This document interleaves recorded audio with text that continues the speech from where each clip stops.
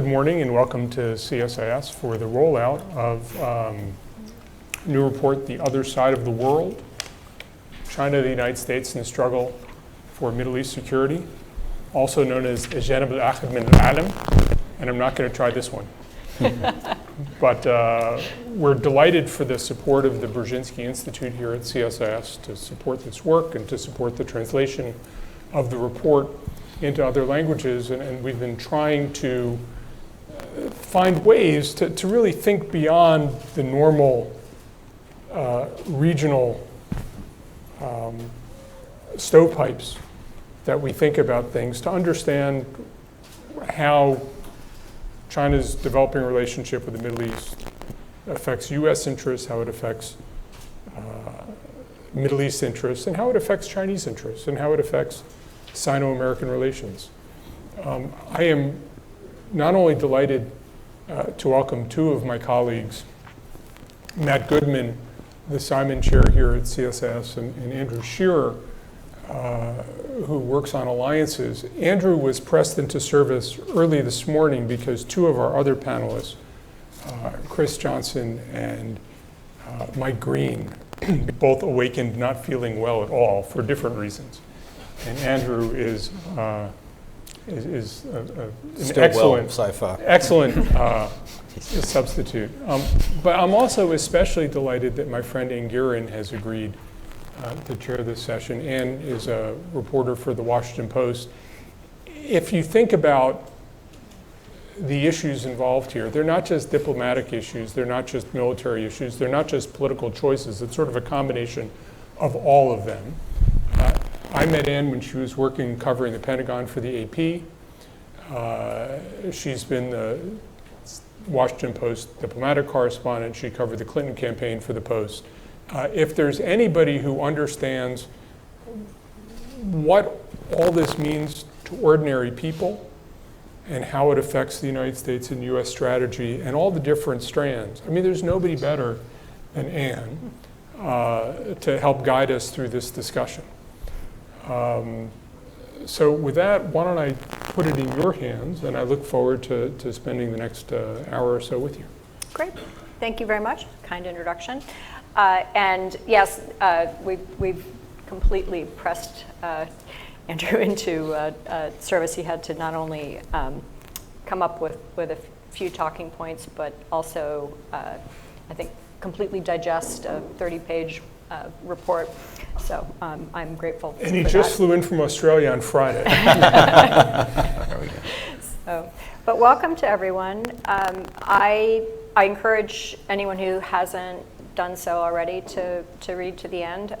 It's a really interesting report that looks at, as John said, ways to move beyond the usual thought processes we have on several related issues here. I mean, there are China experts who think about what China is doing in the world, what its motives are, what and how that relates to the United States. That's an enormous field, but it's often thought of as a discrete field. And there are so many people in Washington, none better than John, who think about the Mideast in a variety of ways, as a region, as it relates to the United States, as clearly as the source of energy consumed by the United States and others, as a perennial source of conflict, and how that affects US politics and US thinking. But rarely does anyone look at what other countries' equities are in the Mideast and how that affects US decision making, and what that's likely to look like going out from here as the Mideast changes, as the equities of China in particular change, and I think in the near term, how the current US administration approaches the choices that it will have to make in the Mideast and in China, and in those two things in relation to one another.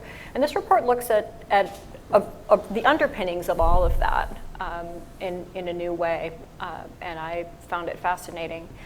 I also could not read it in either Mandarin or Arabic, but I commend it to you in any language you choose. With that, I am going to turn it over to Matt, and then Andrew will talk a little bit, each from their own perspectives on this, and then I'll have a few questions, and then we'll open it to all of you. So be thinking of good ones. Okay, thank you, Anne. Thanks, John, for including me. Delighted to be here. Appreciate people coming out on a not pleasant spring day here.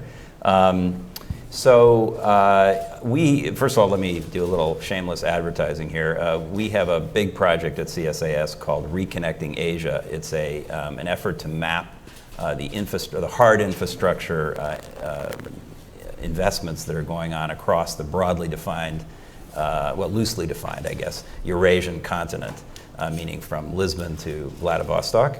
There's a big push to build infrastructure, roads, rails, ports, and other forms of hard infrastructure. And we've created an online database with about 1,800 projects in it so far. We're adding them as we speak. There's a group of young researchers upstairs typing in more data.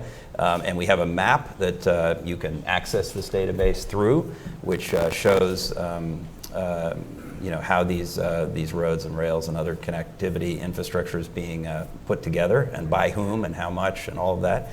And we're doing this because there's been a lot of talk about particularly China's activity, the so-called One Belt, One Road initiative, which has now been renamed after, unfortunately, the acronym was settled in OBOR, One Belt, One Road. It's now been changed to be called Belt and Road Initiative, and there's a subtlety there which even I don't fully understand.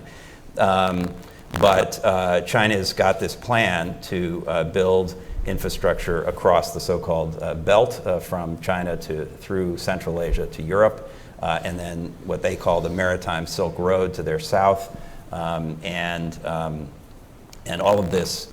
There are numbers attached. There's no formal Chinese number against this, but the estimates of all the things they're talking about put together might be as high as $4 trillion, which is real money, even in my world in economics. And whether all that gets built is another question, but certainly things are happening. This is a very high priority for President Xi Jinping. He announced it in the fall of 2013 when he was in Kazakhstan. And so, like a lot of big initiatives in China, that's sort of a lot of stuff that was already going on, or new activity people want to loosely describe as being part of this initiative is being crammed under this headline. Next month, Xi Jinping's hosting a big summit, a Belt and Road Summit, with about 100 countries represented, I think 28 leaders, interestingly none from the Middle East, which is going to be a big extravaganza on this thing. Now, I can talk more about what the constraints or the challenges are generally, but let me say first something about the Middle East. I mean, obviously, China is drawn to the Middle East because of natural resources. I mean, I think this is maybe a difference from the rest of the Belt and Road Initiative. I think in the rest of the region, their economic interests are primarily as a seller. I think they want to get their stuff to Europe faster and more efficiently. They want to develop new markets, new corridors for trade.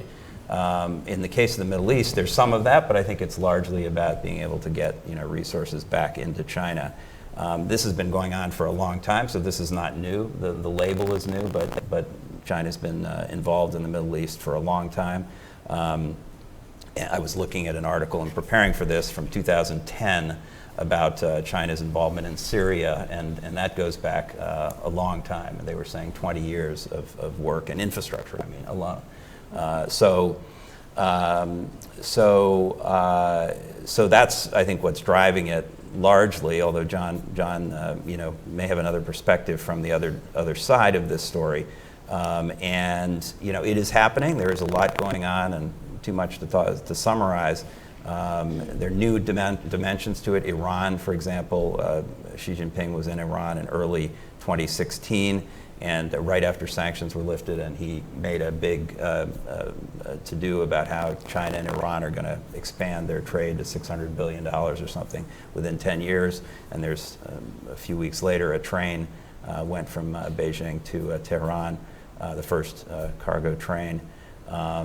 post-sanctions. And so, so there's a lot of stuff happening and a lot of challenges, and maybe I'll just pause there because I'm happy to elaborate on why this is a challenging endeavor generally and specifically in the Middle East, but I've said a lot, so maybe give Andrew a chance to weigh in.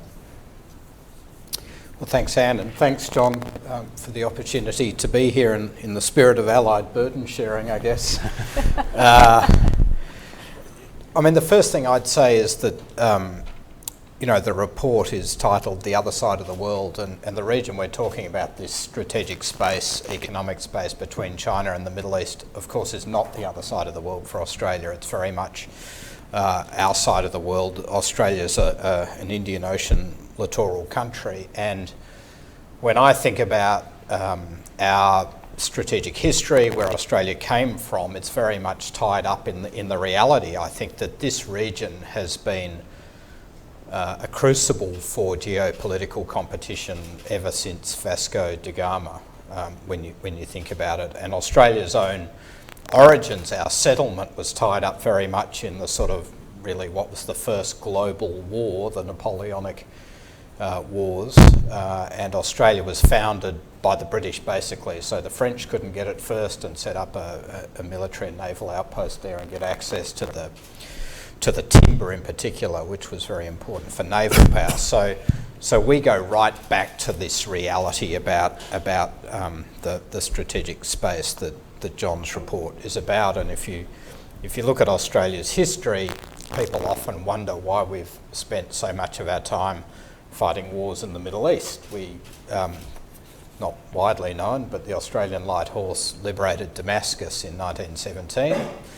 Our most capable military units spent a lot of the Second World War fighting in the Middle East, and we're there fighting alongside the US and other coalition partners again to defeat ISIL at the moment.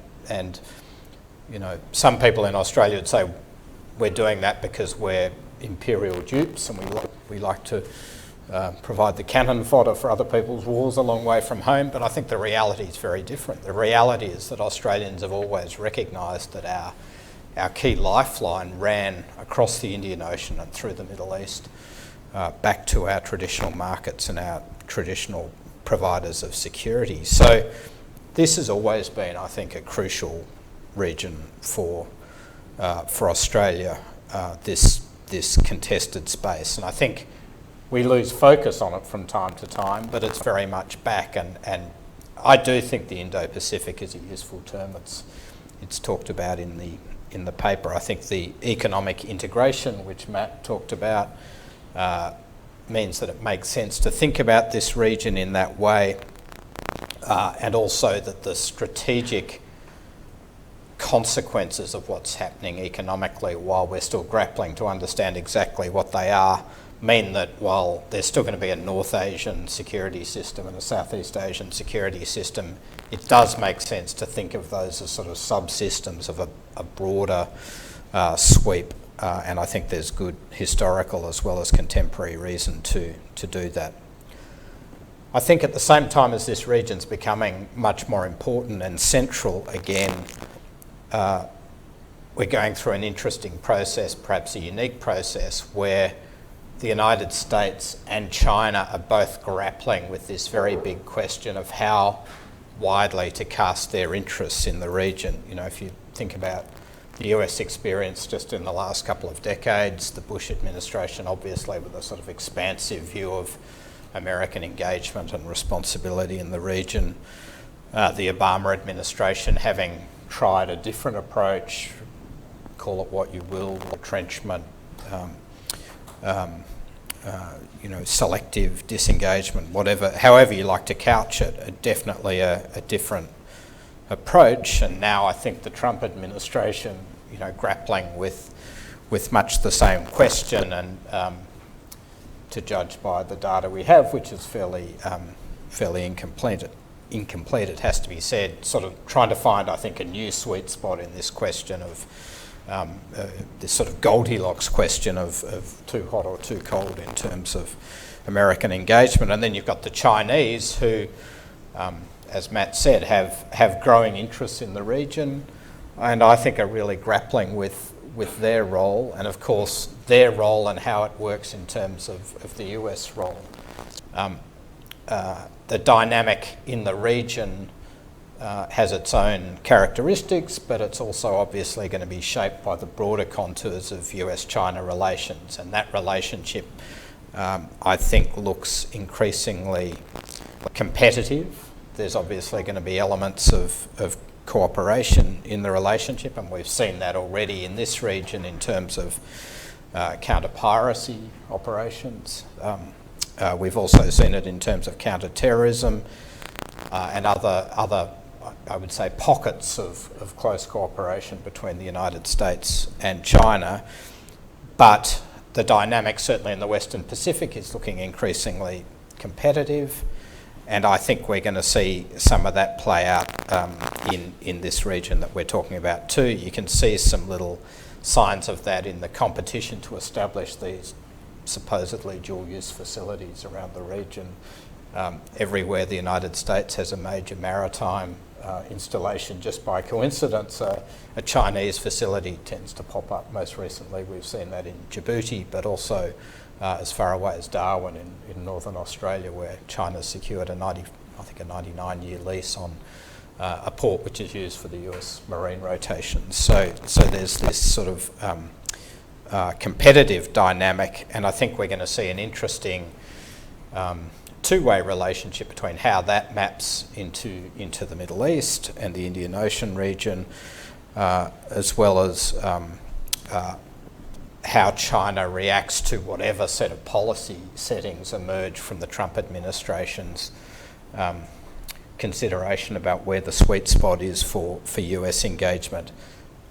The Chinese, I think, will feel pulled into the Middle East more, to the extent that the United States looks like it's retreating or retrenching, because China does have these huge economic equities, but also increasingly equities, as the report points out, in terms of the Chinese diaspora, Chinese workers who are involved in these major projects and so forth, and China's responsibility for their safety. So I think we're heading for a very fluid period where these two powers sort of circle around each other, work with each other where that makes sense, but also compete where their interests rub up against each other. I think just a couple of other thoughts that sort of tee off the report so we can open up for discussion. I agree with the report where it talks about both countries having options in the Middle East, and I think this sort of shale revolution and America's increasing energy independence does, on the face of it, give the US more options.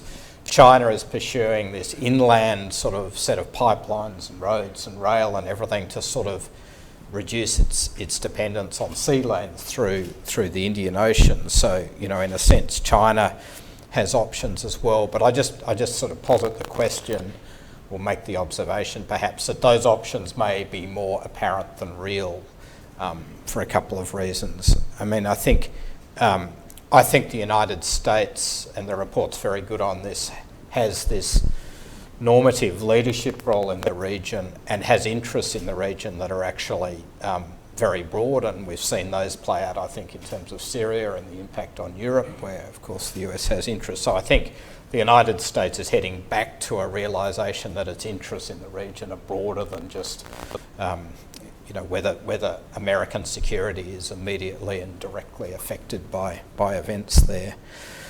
And for the Chinese, the maritime option, the inland option is not really an option, because the sheer volume of China's energy requirements and its increasing dependence on the Middle East means that land-based transportation options can never completely replace the importance of the sea lanes, and we're only talking about perhaps a maximum of 10% of China's needs being able to travel inland versus maritime. So there's an inescapable maritime piece to this equation for the Chinese. So So I think while it's right that both countries have some flexibility, there are also some pretty hard parameters around their respective postures in the region we're talking about. And then finally, just by way of being a little provocative,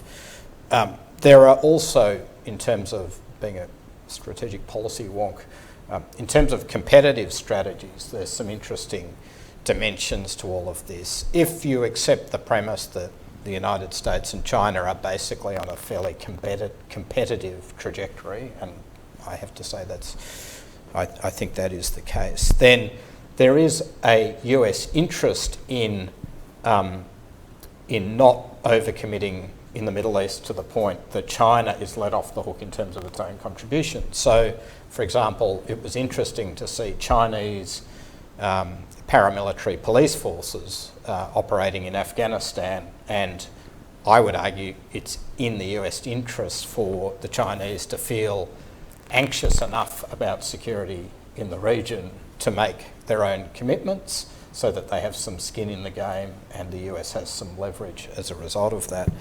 I also think that it's not unhealthy in terms of American strategy for the Chinese to feel a tad insecure about their sea lanes through the Indian Ocean and to feel the urge to invest in major power projection capabilities like aircraft carriers, because for every RMB that the Chinese are spending on aircraft carriers, that's an RMB they're not spending on capabilities to keep the US Navy out of the South China Sea and the East China Sea. So there's a competitive strategy element to all of this as well. So I'll leave it there and look forward to the Q&A. Great. Well, let me follow on something you said a moment ago, that looking at what appears to be a pretty competitive head-to-head trajectory for the United States and China. Do you agree with the report's premise that China's historic aversion to overseas military bases is going to continue here, or will, as you appeared to be starting to suggest a moment ago, being increasingly drawn in to the Middle East and feeling a competitive need to at least put economic, sort of the economic equivalent of a forward base in competition with the United States in other parts of the world might change that calculation for China in the Mideast? I think it is changing subtly, and I think partly this is China hedging against uncertainty about where the United States policy is going. I mean, broadly speaking, the story of China's rise is, and the report again is very strong on this, China has benefited immensely from this American constructed order, open markets, freedom of navigation, provision of security and public goods by the United States, while China's freed up to focus on growing its own economy. What's not to like, right? And the hope has to be that China continues to feel it has a stake in that order and doesn't feel the need to change that order. But I think there's also undoubtedly doubt in the Chinese mind about US staying power. And the world and the region are grappling with that. I myself am an optimist about that in the long term, but it has to be said there's room for pessimism. And I think the Chinese at the same time, what's new about China's rise this time is that their economic interests are genuinely global. And therefore there is a tension between their traditional approach of being a regional power versus global, and I think we are seeing, I mean, they're not called naval bases, but to all intents and purposes, these are facilities that are there to support China's projection of power. But it seems to me that what China's instinct to do is to see if they can pursue a sort of global influence 3.0. Global influence 1.0 was European imperialism, which took a huge military presence and had large economic interests in colonies.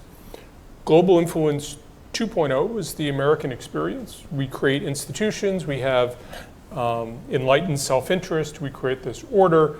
It still has a large military footprint, it has a large economic footprint. There are costs, you alienate people along the way, but the sense is that from a US perspective, you're putting money overseas, you're getting a benefit.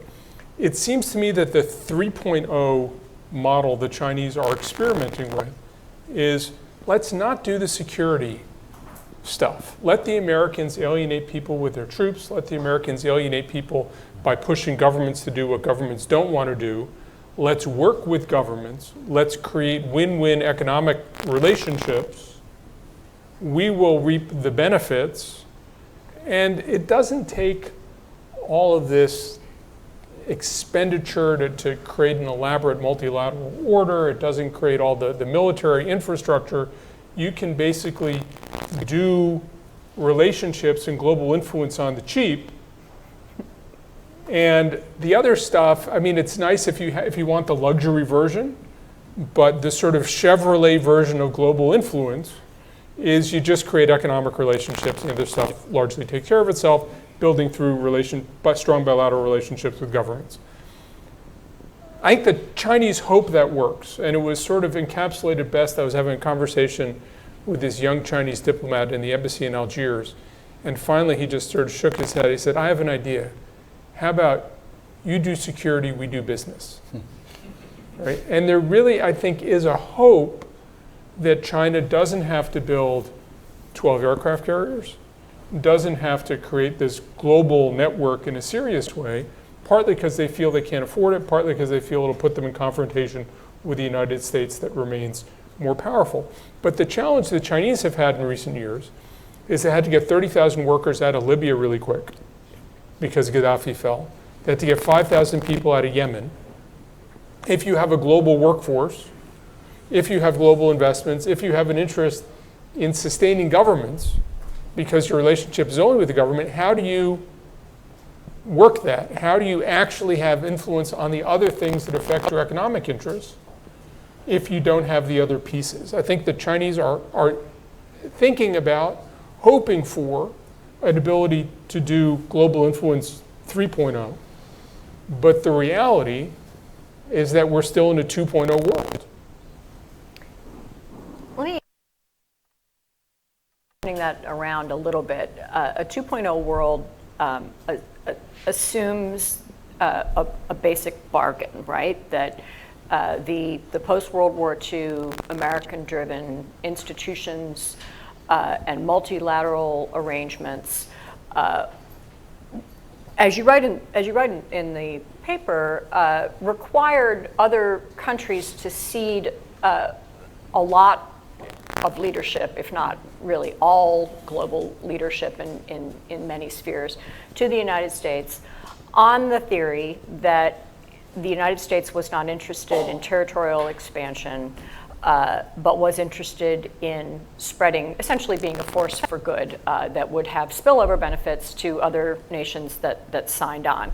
That, as we are all well aware, was not well received in many parts of the world, and including among many Mideastern governments who felt and still feel the United States preaches to them and is duplicitous or naive, and Middle Eastern publics who often feel those things in greater amplification, and that the only thing the United States is interested in is oil.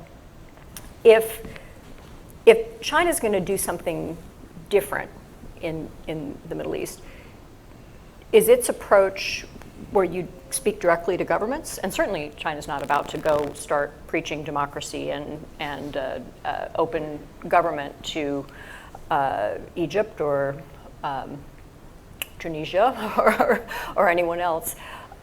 Might China's approach be better received and have benefits in terms of the relationships they can build with those governments, and beyond that with those publics? Well, their bet is on the utility of building relationships with governments. I mean, the U.S. bet is that your relationship ultimately is with a society, and while you might have setbacks in terms of short-term outcomes, the long-term outcome is the United States invests in more resilient societies which become better allies to the United States. The Chinese bet is we don't care who's in power, we'll make a deal with the people in power. The odds are every single day that if somebody's in power yesterday, they're going to be in power tomorrow. And we will have that relationship. The Chinese got wrong-footed in Libya because of a perception after Gaddafi fell that they had been too supportive of Gaddafi and they got shut out.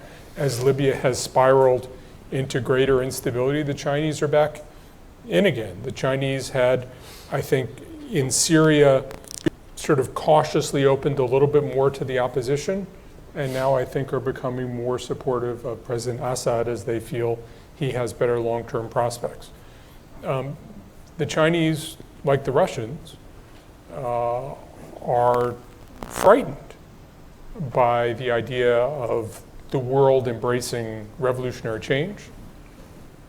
They think that that is terribly destabilizing. They see it leading to the rise of jihadi groups everywhere around the world, and they say, and the sort of remarkable thing, if you look at China's history, is China's become preeminently a status quo power. And in their eyes, the United States has become a revolutionary power after decades in which the United States was a status quo power and China was a revolutionary power. I think that when I talk to Chinese scholars and government officials, I get a sense that while they support governments, they also try to caution governments on their excesses. That they think that the sort of security only can't work. We haven't really gotten into, well, isn't that what China's doing in a number of places? But China sees itself doing something a little more subtly. I think there's tolerance for a Chinese model, and whether it's the Chinese model toward Xinjiang or the Chinese model toward Tibet, they think they are doing it a little more artfully, certainly more hardline than Americans would want to do, but they think that this American approach of not only being willing to embrace change, but trying to encourage change, rather than build resiliency into the system, introduces instability into the system, which ends up threatening interests rather than protecting them. Matt, Yeah, I was just going to add, I think there's another dimension here, though. I think all of that's right, and I definitely think the Chinese hope is to do this in a new sort of way, their global influence. But even on the economic side, when they push out their economic capabilities and offer the possibility of trillions of dollars of investment in things like hard infrastructure, it has had the tendency to create some antibodies in itself. It's not all an unadorned good. So even if there isn't the preaching, and that's why people like it, they get the money, but they don't get the preaching. So that's whereas the U.S. doesn't provide money and does preach. But even the money comes with strings. I mean, it comes often with Chinese workers dropped in to do the work, to maybe to build the road or the railroad. I'm exaggerating to make the point. It's oversimplifying to make the point. This has certainly been the experience in Africa, where China's dropped in a lot of workers, who are kept in sort of self-contained areas. They build the thing, they extract the resources, and they leave. And there isn't much left behind in terms of, the road's there, but it starts falling apart eventually because there's nobody there to maintain it. And they haven't provided any technology transfer. They haven't provided sustainable jobs. They've damaged the environment. They've relocated, 20,000 people to build the infrastructure. I'm, again, oversimplifying and exaggerating a story that is somewhat out of date in the sense that I think China has had some blowback from this. Certainly from Africa and from other parts of Asia, Myanmar, Sri Lanka, other places where they've been told to, yes, we want your money, we want your dam, but we don't want to, we don't want the disruption that it causes. And there's been pushback. So China has adapted. And in fact, some people interpret the creation of the Asian Infrastructure Investment Bank, the AIIB, as an attempt to self-discipline themselves, that they realize that they have done this through their bilateral mechanisms in a way that isn't, is creating these antibodies. And so they want to have an international organization subject to sort of high social environmental standards and good procurement practices and better governance and so forth. They so far they're actually doing that, it appears, in the right way. And it is changing the behavior. But I think it's not going to be, so in addition to by the way, I meant to put a point on your point about, Libya and Yemen and evacuating people, that, they're building a road or maintaining or updating a road in Pakistan in the so-called China-Pakistan Economic Corridor, CPEC, this initiative to get from China through Pakistan down to the port of Gwadar and then, points beyond, including the Middle East. And this project has been troubled by a lot of things. It goes through Kashmir, so that's one problem. It also has been subject to insurgents, attacking the workers along the way. And I think so far several dozen workers have been killed in building this road in the last year or two. So, and the Pakistanis are about to put 20,000 troops there to protect these workers. That's a problem for China, too. So I was going to say that I think this is not so easy to just show up with money and say, I'm going to build things, I'm not going to preach to you, and be my friend. I think that's not going to be as easy as they think it is. And also roads go two ways. So if it's easy for Chinese to go to Pakistan, it's easy for Pakistani extremists to go into Western China, which is precisely the part of China that the Chinese government is concerned about. Mm-hmm. I was actually going to ask you, Matt, how much you think the Chinese economic model in Africa applies. And you spoke a moment ago about some lessons that China may have drawn from things that didn't go entirely as planned in Africa energy partnerships, let's call it that, that China set up in Africa. The U.S. argument, to the extent, U.S. got caught flat-footed by the extent of Chinese economic expansion in the energy sector in Africa. I think certainly that's been the U.S. view of it for the last 10 or 15 years, that they all of a sudden had to try to play catch up. And the argument has essentially been that China is just here to take and to give nothing in return. Will use predominantly Chinese labor force, will not hire locally. Essentially that this is African governments are fools if they take a deal that isn't going to work in their long-term benefit. That argument has had some resonance in Africa, but maybe certainly not what the U.S. diplomats hoped it would. I wonder if you think the U.S. has drawn any lessons from that, and what its argument might be in an analogous Chinese expansion in the energy sector or elsewhere in the Mideast? Yeah, I'm not sure we've been particularly effective in our approach to Africa, and as far as I know, nobody. Well, let's work backwards. First of all, if you're asking me about the Trump administration having learned lessons about all this, I haven't heard them utter the word Africa, or so I'm not sure they have anybody's spoken about that or has a view on that. I have to interrupt for 1 second. We went 45 minutes before somebody said Trump, which I think is like a record for any discussion I've been part of. So it remains to be seen what they are going to do about all this or think about this. But I would say, look, at the end of the day, I can see the African leaders are going to say, okay, that's fine, but we still need the road, we need the building, whatever it is, and where's the money? The Right. U.S. is not delivering that. So I think I'm not saying we have done it right. I think the Power Africa thing the Obama folks did sounds like it's gotten some more traction there. Whether that's going to be continued or not under this administration remains to be seen. But I think we do. But I do think also there's a yearning in the recipient countries for, they don't want the preaching, but they do want, I think, the technology transfer.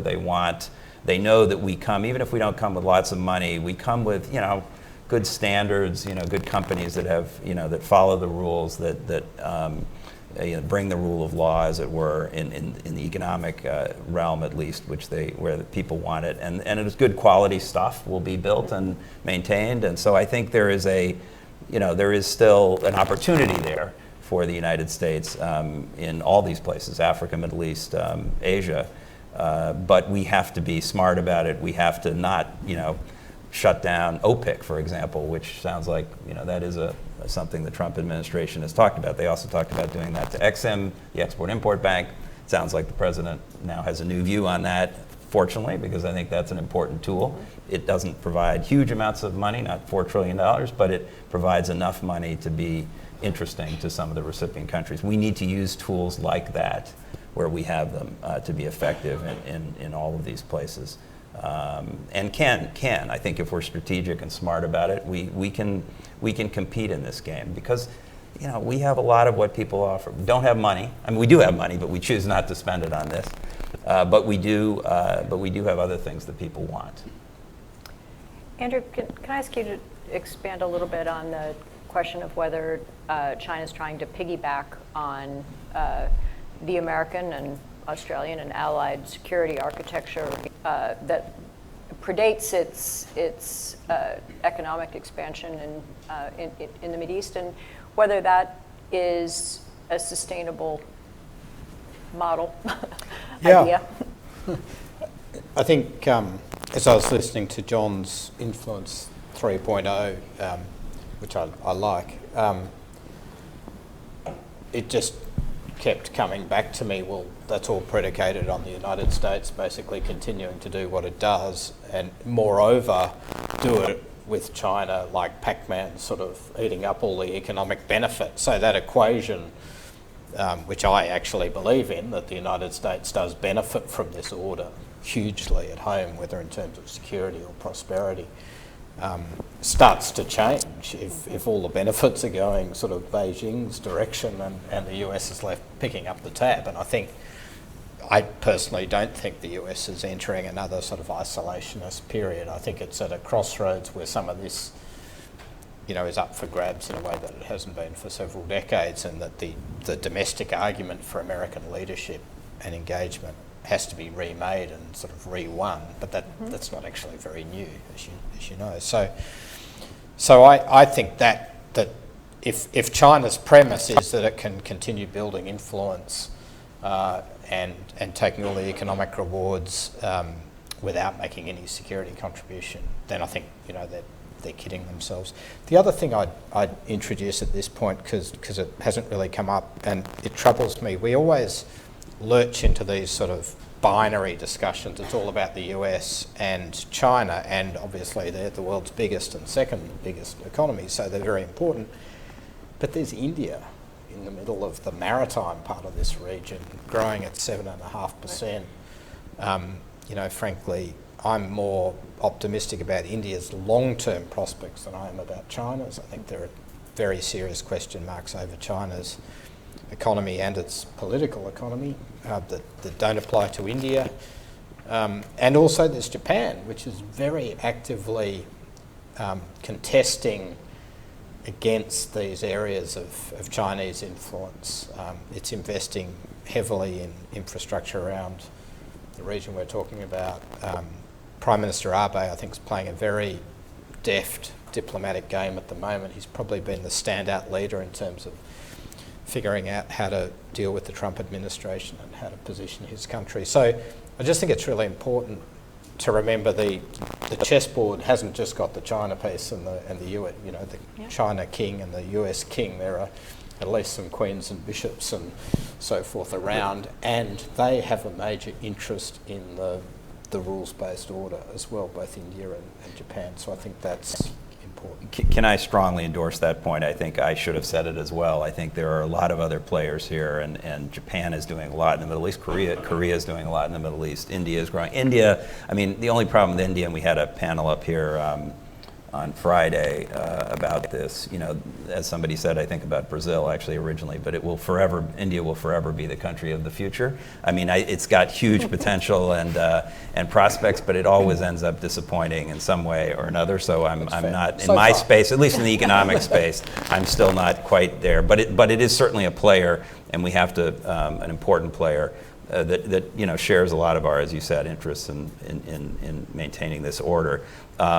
So that's important. And then on the other side of the coin, just to again endorse a point you made, that China doesn't have its act together quite as much as may appear from some of these big numbers and initiatives and you know, great diplomacy by Xi Jinping. I mean, China's got enormous problems. I mean, starting from the fact that they still got, although they've raised half their population out of poverty, the other half is still living in abject poverty, subject to, you know, malnutrition, you know, poor education, lack of economic opportunity, and then they've got, you know, environmental problems. They have a real major challenge of keeping growth going because they can't continue to rely on this heavy investment, heavy export-led growth model. They know it, and they've got a plan to shift to a more services and consumption-based economy, and that's happening to some extent, but it requires implementation of very difficult reforms, which they've announced, but then sort of pulled back from. So they're struggling with all of that. And if they don't deliver on the growth, that's going to create, it's likely to create more social instability. So point is, I think we sometimes exaggerate, you know, China as this big behemoth of you know, power and influence and capability, and there's some truth to that. But I mean, there's some truth to the specifics of that. But they've got enormous challenges internally, and until they fix those, I don't think they're going to be able to accomplish a lot of these external objectives. But there's been an American assumption that it's been worthwhile to invest in creating these multilateral institutions, creating a set of predictable rules. China likes to deal ad hoc, and China has a strong preference for dealing with countries bilaterally, because any country except the United States that China deals with bilaterally, it's by far the stronger power. I think the question, I don't have an answer to it, is does the world look different if the United States decides that either we want to deal with everybody bilaterally and we're not going to care about these international institutions, or we don't care about large parts of the world because we're energy independent or near as enough as makes no matter, and we can do whatever we want to do and we'll focus here. How does that affect the rest of the world if the US isn't investing in multilateral institutions, the Chinese aren't investing in multilateral institutions? Do you have some sort of negotiation among interested parties that it continues largely the same? Are there areas around China where the rules become different because China wants a different set of rules? How would that change affect US national security, the security of US allies?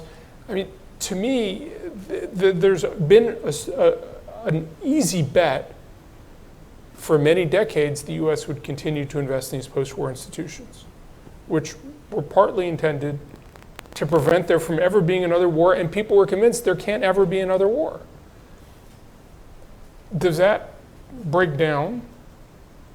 How would it break down? What would it look like? Would Asia be a place that matters? Would connections to the Middle East be a place that matters? I think the Chinese hope, in fact, that we don't stop doing this. But if you listen to the White House, they're at least interested in sending a signal we might not. That has, I think, broader implications than people have been willing to consider. And it considers the way everything in the world works. Well, doesn't that sort of take us back to the head scratching that the entire world did when Trump won, because he had said so many internally contradictory things during the campaign about what his global ideas really were and how they could be distinguished from his domestic ones. One of the things people thought was true as a given was that he was more interested in setting up bilateral U.S. relationships, trade, principally, but also to a degree militarily, or at least something having to do with security, if not outright military relationships, and that he was uninterested in some of the pre-existing U.S. commitments, such as those to Korea and Japan. At least he had said specifically that he felt, as a candidate, he had said specifically that he felt that those two countries weren't doing their part, and that it would be simpler and cheaper for the United States not to have to be responsible for their defense. I mean, clearly no one would have been happier about that than China, right, if that had actually come true. But one of the very first things that the Trump administration did in office was to try to say, oh, never mind about that, right? It was Mattis's first trip, it was Tillerson's first sort of real solo diplomatic foray, and as you mentioned, Andrew, it's been clearly a diplomatic coup by Abe to position himself as the guy to talk to in North Asia, not only about security, but about economics and other issues. And does that mean that everything is up for grabs? I mean, if you looking at what the U.S. wants to do in the Mideast, we've had conflicting signals on that in the last month, right? Well, I mean, so you have to come to a judgment whether uncertainty about U.S. intentions is an asset or a liability. And I think the president, if you read The Art of the Deal, which I'll confess I haven't, but I've read summaries of The Art of the Deal. I'm not sure the president's read The Art of the Deal. It talks about how he believes that creating uncertainty is an asset in negotiations. And I think if you're looking for an example of where that pays off, I think that the Saudi government's effort to court the Trump administration is driven out of deep Saudi uncertainty about the future of the U.S. relationship, but a sense that the president can be won over. Very different from the Obama administration, where they felt the president had nothing but disregard for them, and they had no idea what to do. The Saudi government, only Saturday appointing one of the king's sons as new ambassador to Washington, is investing because they believe that they can resurrect the U.S.-Saudi relationship because the president's created a sense of uncertainty, so that creates an opening. The president's very transactional, so we'll give him transactions. The deputy crown prince comes and he talks about creating all these jobs in the United States. I mean, you can make that argument. The contrary argument is that when you're unpredictable, even your friends have no idea how to help you. And that by having an unclear course, by not really having predictable investments, that it becomes hard for the people who want to help you to understand how they can help you. And instead of having a broad alliance, you end up with your friends sitting on their hands. I think, in the first 95 days, there are contradictory soundings on this and what will work out. I think my instinct is that the United States has drawn tremendous strength over the last 70 years because people have wanted to help the United States and they've known how to help the United States. And in my judgment, that has been a net positive. Whether that changes, how it changes, how quickly it changes, and what direction it changes, I think is up in the air. My guess is it won't be a dramatic change, but it could actually be changing, and if it does change, that would have profound effects on how the U.S. engages in the world. I think that's really is really interesting. I mean, your allies don't like uncertainty. I can tell you. It's not where we... One in particular. It's not where we want to be. I mean, you know, take Australia's case. Australia's defence white paper had in it a sentence, this was released about a year ago, has in it the sentence, Australia's defence policy rests on the US alliance. I mean, it's that simple. So we need to plan for decades around capability decisions and everything else based on where the US is, and it's deeply unsettling if the US isn't rock solid there. But we also need to be a bit realistic about this. I mean, going to John's point about whether a bit of uncertainty is a bad thing, your allies have been shirking.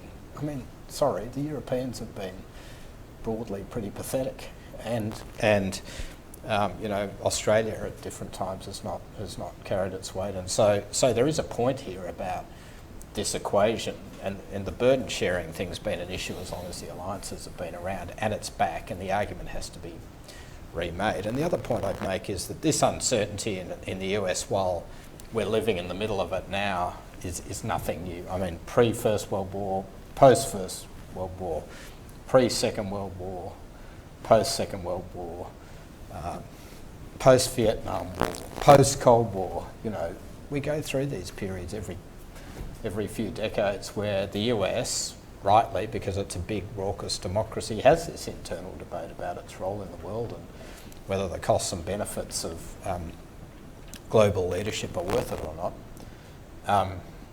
And we're in that again, and to my mind, we need to be careful not to just look back and think that all of this American leadership stuff and the commitment to multilateral institutions was somehow inevitable, because when you read back through the history, it never was. It was fiercely contested, setting up NATO, sending troops to Europe, you know, for both World Wars and the Cold War.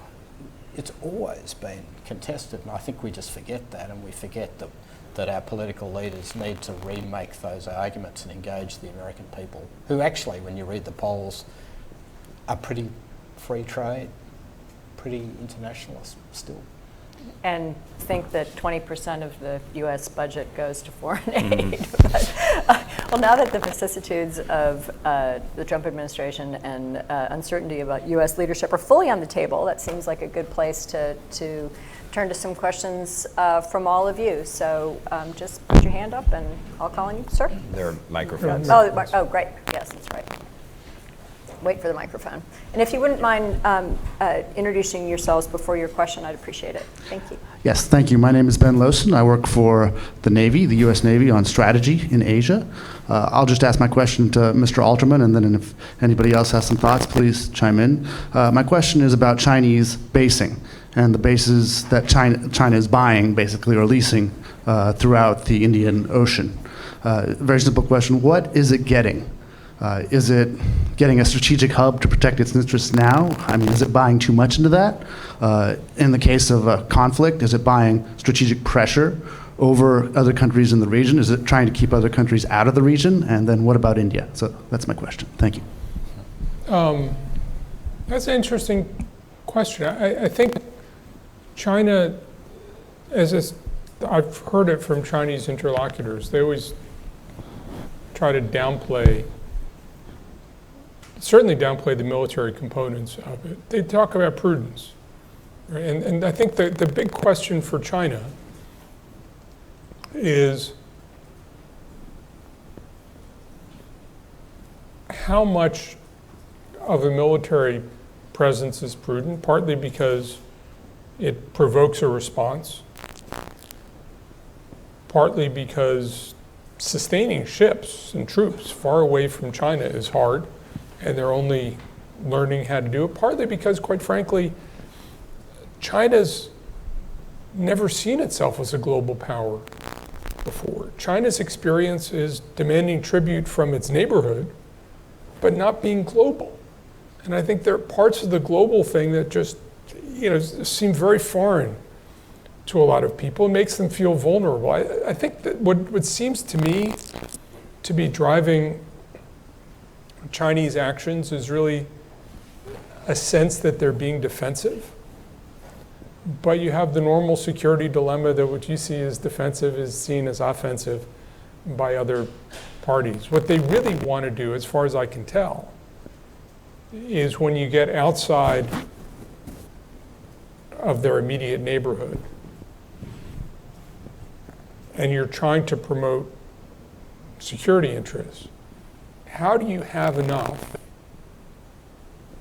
without getting into a fight with the United States, without making yourself vulnerable to the United States, allowing the United States to do much of what needs to be done at no cost to China?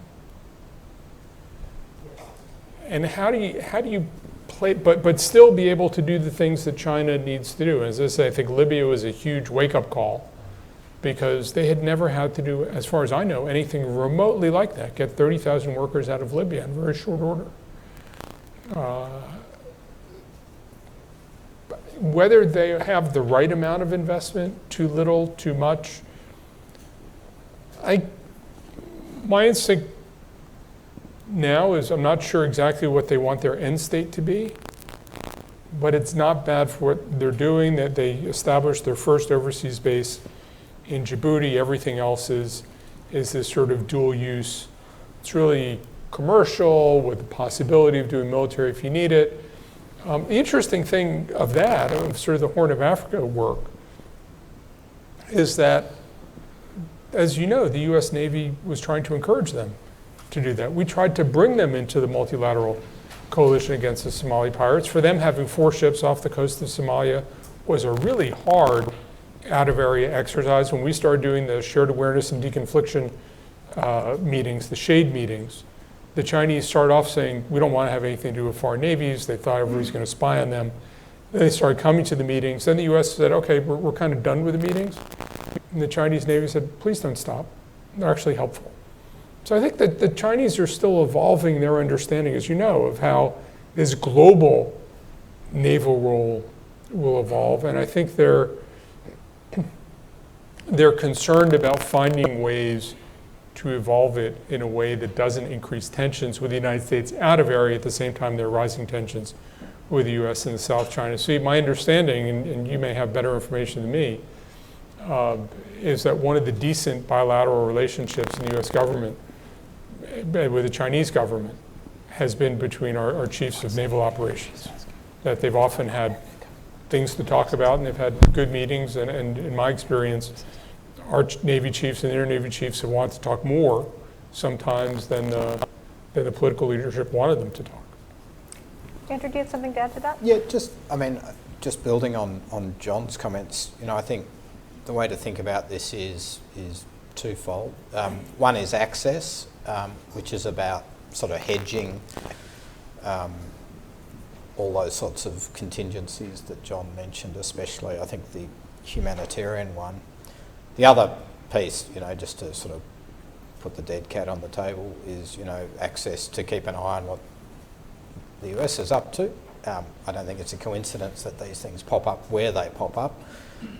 So I think we have to be realistic about that. But the other piece is influence, that in a sense these are symbols of Chinese status as a sort of coming power, and that it's kind of planting the flag, as it were, and just reminding people, but in a way that seeks, as John said, not to provoke too strong a local reaction or US reaction. But I think those are the keys to what they're doing, and I do think it's a long-term strategic play.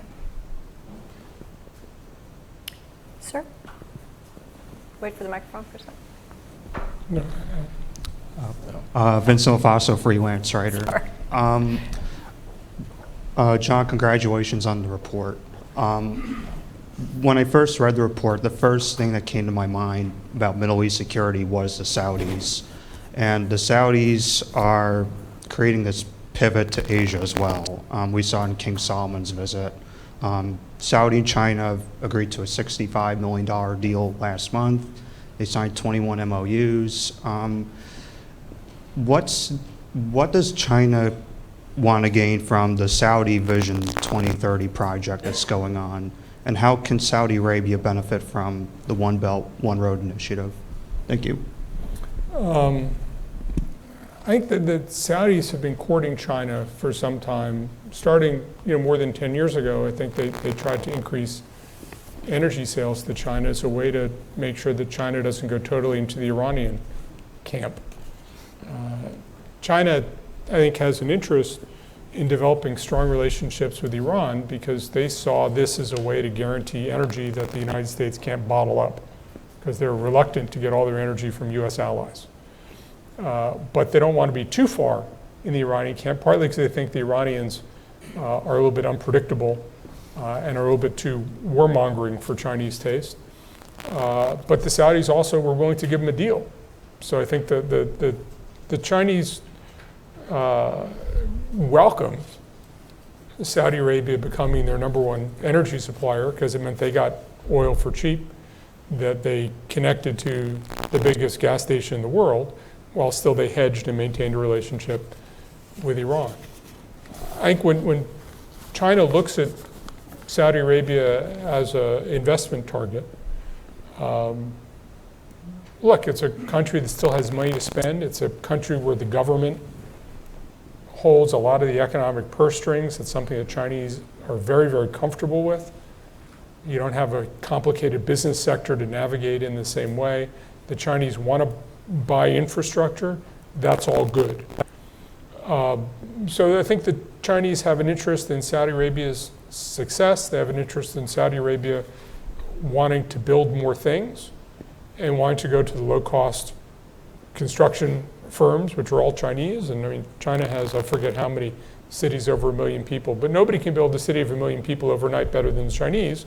And when the Saudis are trying to build out quickly, Chinese contractors are important. I think from a Saudi perspective, the Chinese relationship is important because here's one of the only countries in the world with growing energy demands. And if you've got a commodity that less and less of the world has an increasing demand for, it behooves you to establish relationships with, if not your #1 customer, certainly the largest and fastest growing customer. But there's still, a certain discomfort between the Chinese and the Saudis. It's not just about the fact that the Chinese are pretty serious about atheism and the Saudis, I think, are pretty serious about religion. The business cultures are different. I think there's a certain frustration on the Saudi side. The Chinese stuff isn't very good. And there was a Chinese discount mall that opened in Riyadh to some fanfare, and they thought this was going to be a great investment. And my understanding is it closed because the Saudis weren't interested in getting cheap Chinese goods. They wanted good things, and they didn't have an interest in going to a low-cost Chinese mall. So I think, look, it's an important relationship for Saudi Arabia. It's an important relationship for China. I think if you're a Saudi strategist, you would be insane to say we're going to switch from the United States to China, partly because of the capabilities of the firms, partly because of economic size, partly because of the security relationship the U.S. has and the U.S. influence on security around the world. I think what the Saudis are looking to do is to hedge against U.S. disinterest. I think they're hoping to encourage more American interest by saying we have this Chinese option. But what strikes me overwhelmingly is, and I think you've seen it in the last 3 months with the Saudi approach to the Trump administration, they're not looking for an alternative to the United States. They're looking to reinvigorate the U.S. relationship. Their best choice, not only their best individual choice, but there's no country or collection of countries that can do for Saudi Arabia what the United States has done. And I think what you will be seeing over the next several years, rather than the U.S. is moving to China, or the Saudis moving to China, is Saudi will invest in reinvigorating the bilateral relationship. If you still, there's a map in the report about where the exchange students go. And the number of students who go to the United States versus the number of students who go to China is night and day, and will be night and day. The brands that Saudis want are not Chinese brands. The schools that Saudis want to attend are not Chinese schools.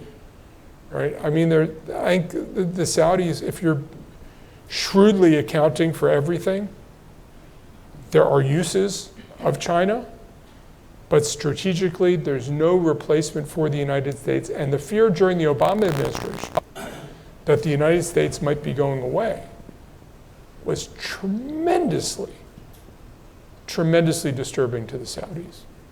And there's an almost audible gasp of relief that they're merely dealing with the president they have. With the Muslim ban notwithstanding and all the other things, it's still much better than throwing yourself on the mercy of the Chinese if you need a global patron. The Saudis really felt the pivot to Asia sting pretty acutely, right? They felt like they were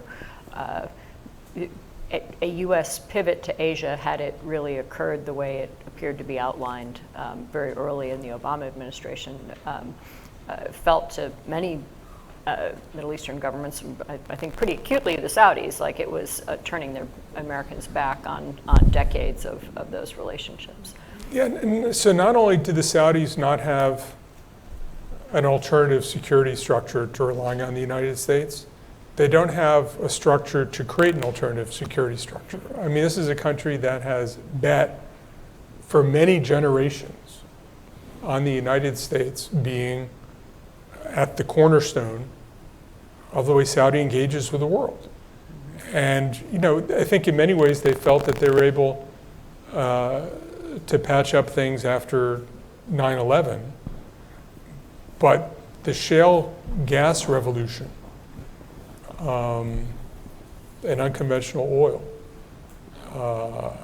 and the subsequent drop in oil prices was more disturbing to the Saudis than 9/11 was. Because I think they thought they could work the 9/11 angle. There's a lot of counter-terrorism cooperation and intel cooperation, all those things. And they thought they had tools for that. There aren't tools to replace the fact that the United States had a strategic relationship with Saudi Arabia because Saudi Arabia was the central bank for oil in the world. And when you lose that, your relationship with the United States is suddenly thrown off its moorings. And for Saudi Arabia, that's been tremendously disturbing. Sir, down in front with the leather jacket. Up here.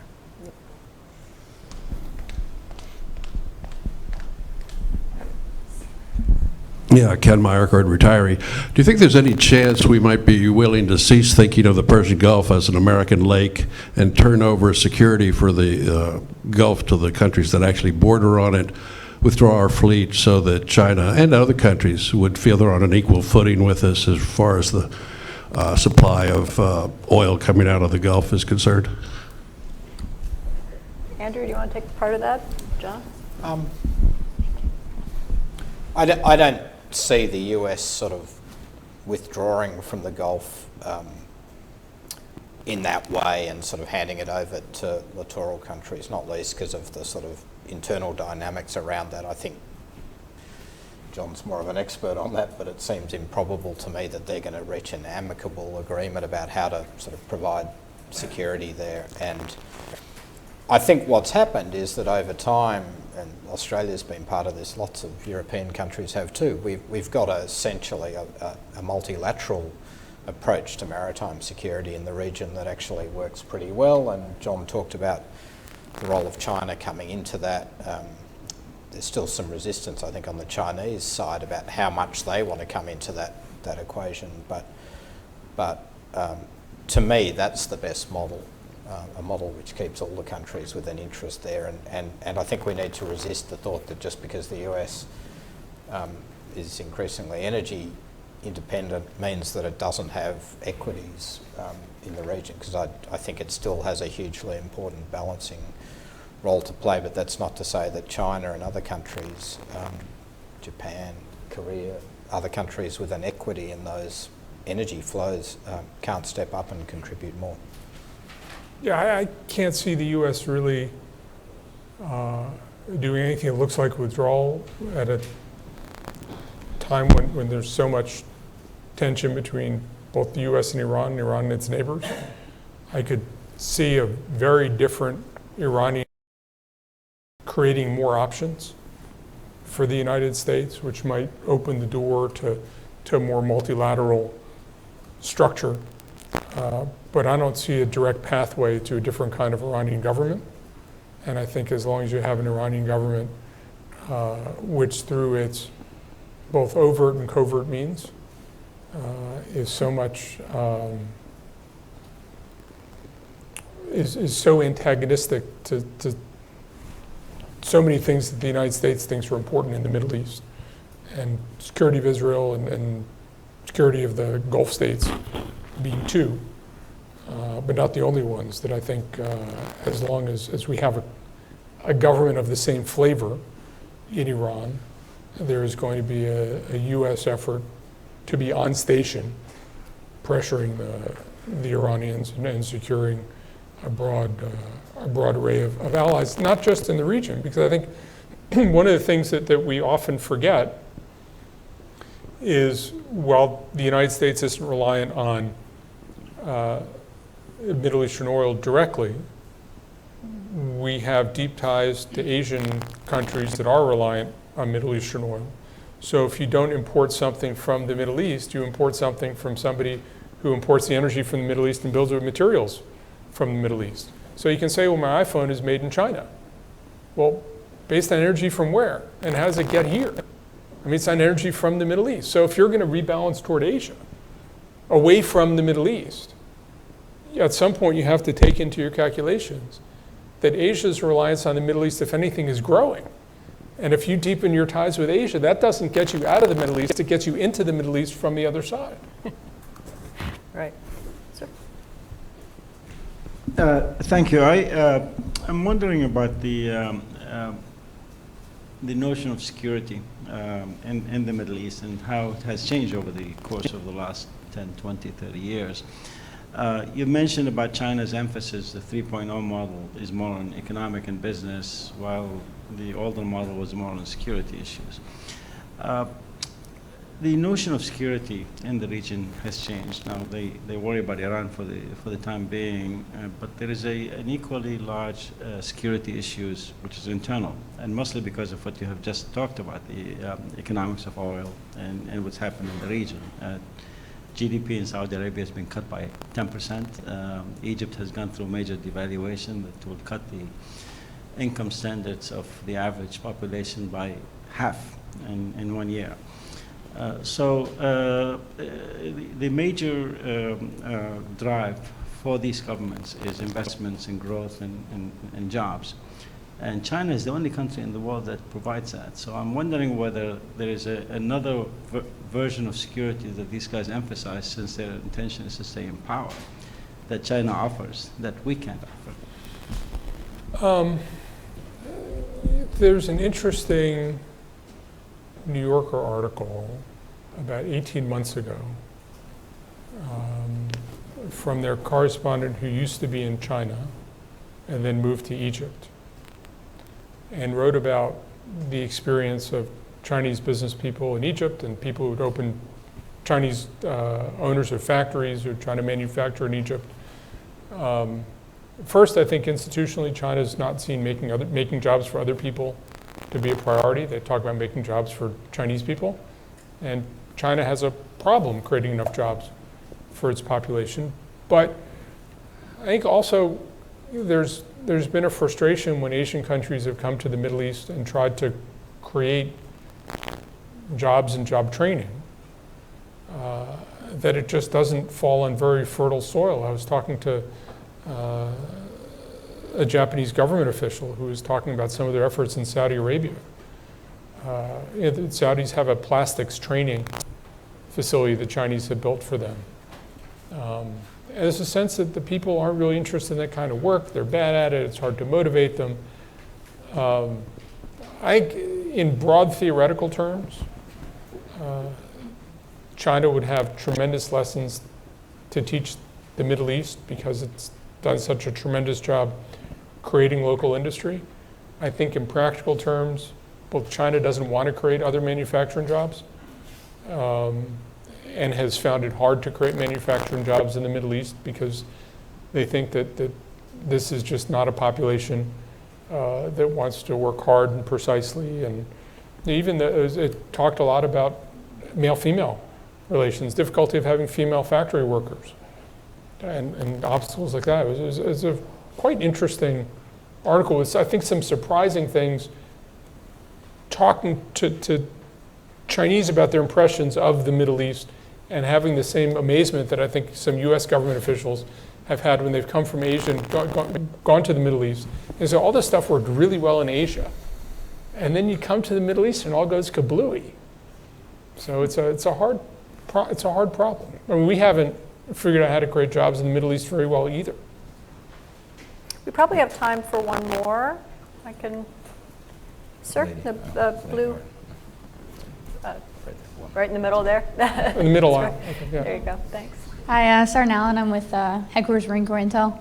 I was wondering if anybody would like to comment on specifically Afghanistan and China. I know China recently pointed out in their white defense paper that Afghanistan was one of their security concerns, and specifically from Mr. Goodman about Ring Road and their infrastructure investments in Afghanistan. Thank you. Thank you. I don't know if somebody wants to address the broader security relationship, but yeah, definitely they have both security and economic interests in Afghanistan, among other things, because Afghanistan has minerals that they want. It's also a transit point. I was, again, preparing for this, I was reading an article about the Chinese investment in not that ring road project, but another infrastructure project in Afghanistan. And the Chinese ambassador to Afghanistan was saying, without Afghanistan, China can't reach the rest of the world. I mean, and if you look at a map, that's actually, I think, literally true, geographically true. There's Kazakhstan is the only other kind of way to get out from the west, because you've either got mountains or political instability or all kinds of other challenges. And so China is, I think, investing heavily in that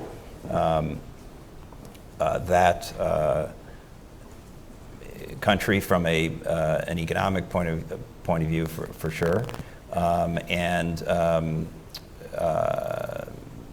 I think that that obviously the security, they don't want to get drawn in, I sense, to the security challenges in Afghanistan, and so that's probably the biggest constraint on their getting more deeply involved. But you guys may have a better view on that set of issues. I was going to say earlier about another constraint for China's ambitions to get to the Middle East, through Afghanistan, that there was a train that was bringing goods back from Afghanistan to China, and it really has to go through Uzbekistan again to get back through that particular route. And the Uzbeks didn't allow the train through because they said, for security reasons, that we don't want Afghan stuff coming through by train. And so that project was, or that sort of trade corridor is gummed up. So there's a lot of challenges around this, but it's definitely a high priority for the Chinese now to figure out how to increase their economic engagement with the region while dealing with all these surrounding challenges. And I think it's important. The security concerns with connecting to Southwest Asia are non-trivial for China. We're talking about building a wall with Mexico. I mean, right? But these are non-trivial issues, and I'm not convinced the Chinese government has figured out how to deal with them all. I'm not sure they fully. I'm not sure they know how this is all going to develop. But as Europe has discovered in recent years, when you facilitate the passage of goods across borders, you necessarily facilitate the passage of people across borders, and that can mean that problems that didn't exist begin to exist, and you have to have a strategy to deal with that. And I think China is developing one, and it needs to develop one. It's noon, and I promised we would all turn into pumpkins at noon, so we'll close it there. Thanks to everyone for coming. Thanks, John, for Thank you. introducing the report. Pick up a copy on your way out if you didn't get one on the way in. Thanks.